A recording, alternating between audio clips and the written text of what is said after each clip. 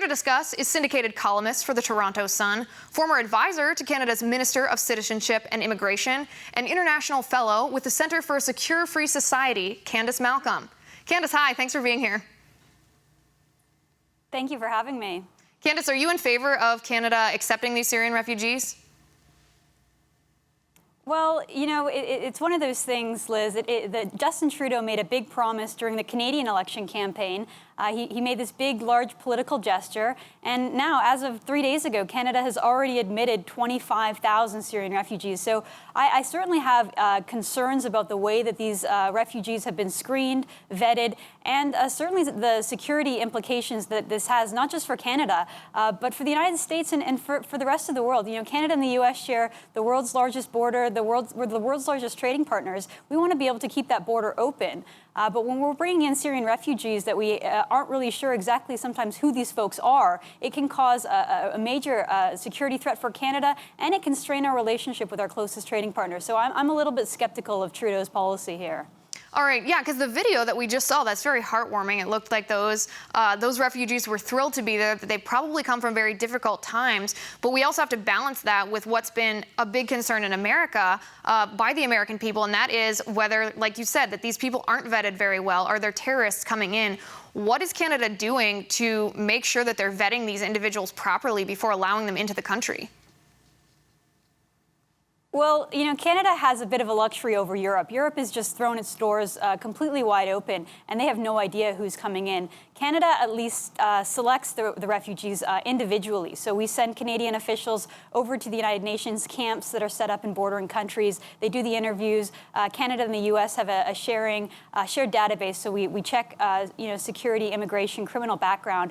But there's certainly a missing element. Syria is a failed state. We can't exactly verify people's information with local officials. And there's a black market for fake and stolen passports. So it's easy for people to pose and pretend that they're refugees, even if they're not. And ISIS has made direct threats. We know that ISIS is trying to plant its agents in with the refugees to try to sneak them over to do another big attack like we saw in Paris. So we know what the enemy is trying to do. And I think Canada is taking more security steps than Europe, certainly, but it's not a perfect process. And I think that's what people like me and a lot of folks up in Canada are really worried about.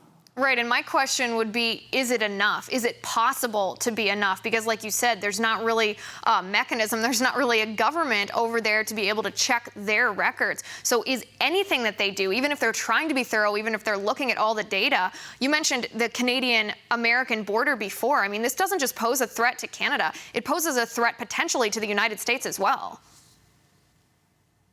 Exactly, and government is imperfect. They're always going to make mistakes, especially when you have such large numbers. Canada has already accepted 25,000, and they're going to bring in another 25,000. That's 50,000. You know, Canada is a country 1/10 the size of the United States with much fewer resources. It was a significant concern. A Lebanese cabinet minister said that about 2% of the population that lives in the UN camps are actually members of ISIS, and those are the exact camps where Canada is choosing its refugees from. So, you know, there's a lot of uncertainty, and I think the government needs to be able to take their time. Officials need to go thoroughly and slowly, and that's the opposite of what Trudeau is trying to do in Canada, is trying to speed things up and fast-track everything. It's totally the wrong approach. Right, and it, like you mentioned before, it has been a cornerstone of his campaign, not just while he was running, but he's continued that. We actually have a tweet from him. He's clearly using this as a marketing tactic, bringing these Syrian refugees in, welcoming them. How does this sit with the Canadian people, Candice? Is this a popular policy? You know, it's popular among the elites and in the media. They push this perception of Canada as this great humanitarian country. And, you know, it is a good thing to take in refugees, but usually you take in refugees after a war, not in the middle of a war when the enemy has declared war on you, and it's the same group of people that are the refugees. So actually, there's been public opinion in Canada recently that 70% of Canadians oppose Trudeau's refugee policy.